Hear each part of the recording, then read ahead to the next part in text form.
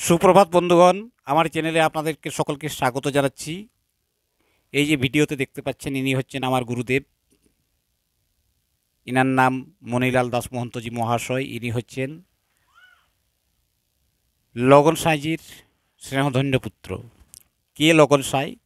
লগন সাঁই ছিলেন একজন সাধক কবি, ঝুমুর কবি, বাউল কবি, এবং অপরদিকে তিনি ছিলেন একজন লাঠিয়াল তথা একজন নাটুয়া শিল্পী। অনেক গুণ ছিল এই গুরুদেবের পিতার, লগন সাঁইজির। লগন সাঁইজি সমাধিস্থ হওয়ার আগে এলাকাতে শিষ্যবর্গের কাছে প্রচার করেছিলেন যে আমি আর কিছুক্ষণ পর সমাধিস্থ হব, এবং আমি যখন সমাধিস্থ হব মেঘ থেকে গর্জন শোনা যাবে। তারপর নৃত্য করতে করতে, গান করতে করতে ভাবের ঘরের লগন সাঁইজি মহাশয় চাকলতা গিয়ে পৌঁছান, সেখানে সমাধিস্থ হন, এবং সমাধিস্থ হওয়ার সঙ্গে সঙ্গে মেঘ থেকে কাকতালীয়ভাবে গর্জন শোনা যায়। সেটা কিন্তু আমরা ওই এলাকার বিভিন্ন বয়স্ক মানুষদের কাছে আমরা শুনতে পারি। সেই লগন সাঁইজি মহাশয় আমার পিতামহেরও গুরুদেব ছিলেন। সেই লগন সাঁইজির স্নেহধন্য পুত্র মণিলাল দাস মহন্ত মহাশয় আমার বাড়িতে এসেছেন। ইনি আমার গুরুদেব, আমাদের সপরিবারের গুরুদেব। এই গুরুদেব আমার বাড়িতে এসেছেন, ইনার কাছ থেকে আমরা কিছু তত্ত্ব কথা শোনার চেষ্টা করছি এবং আপনাদের কাছে শেয়ার করব। এই গুরুদেব বিভিন্ন জায়গায়, বিভিন্ন শিষ্য বাড়িতে পরিভ্রমণ করেন, তত্ত্বকথা শোনান। বেশিরভাগ সময়ই আসামে থাকেন। আসামে এই গুরুদেবের আশ্রম রয়েছে। গুরুদেবের বাড়ি ঝাড়খণ্ডের বাড়েদা গ্রামে। যাই হোক, গুরুদেবের মুখ থেকে কিছু তত্ত্বকথা শুনি এবং আপনাদের কাছে শেয়ার করি। হে ভক্তবৃন্দগণ, আমি কিছু জীবনী তত্ত্ব দিয়ে কিছু আলোচনা করি। এই জীবন যে আমাদের কি তাহা আমি বলিতেছি।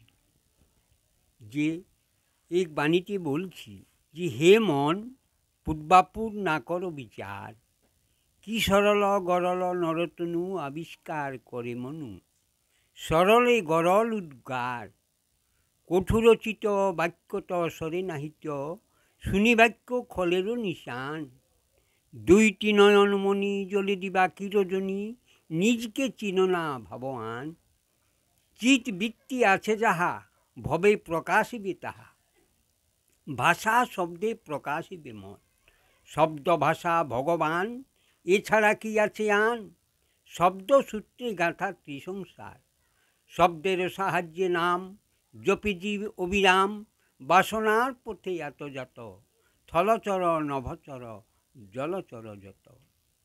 জীবনের শক্তি একমাত্র প্রাণ, প্রাণই জীবনের আত্মা, স্থির প্রাণই আত্মা, চঞ্চল প্রাণই জীবভাব। তাই জীবের চঞ্চল গতিতে মানবগণ চতুর্পাশে ধাবিত হইতেছে। হে মন, ভেবে দেখো, কোথা হতে আসিয়াছি, কোথায় যাইব, কেন আসিয়াছি, কি কারণে? কারণ, করণ, কর্তব্য, অকর্তব্য। জীবের একমাত্র ঈশ্বর আরাধনায় মূল বক্তব্য। ঈশ্বরকে জানার উদ্দেশ্যই হচ্ছে নিজেকে নিজে জানা। আত্মাকে জানার জন্যে এই নরদেহ। নরদেহ না হইলে এই আত্মাকে জানা যায় না। মানুষ ভজ ভাই, মানুষ ভজ ভাই, মানুষ সবার উপরে। মানুষ মনুষ্য জন্ম কত না তপস্যার ফলে, তাই জন্ম নরকুলে, তপস্যার মূল মাথা খালি। ভুলে নাই ভগবান দিবে তোরে নরজ্ঞান, ক্ষুধা মৈথুন নিদ্রাতে গুচালি। কি করিবে কুলে মানে, কুলে কিরে ধুবি সমনে, সমনে কি মানিবে রে সেথা, বিদ্যাকুল হবে মাটি, সমনে শাসিবে খাঁটি, বিদ্যাকুল বেশমাত্র হেথা। মহৎ মান্যের পথে চর্মদড়ি গলে হাতে, যেতে হবে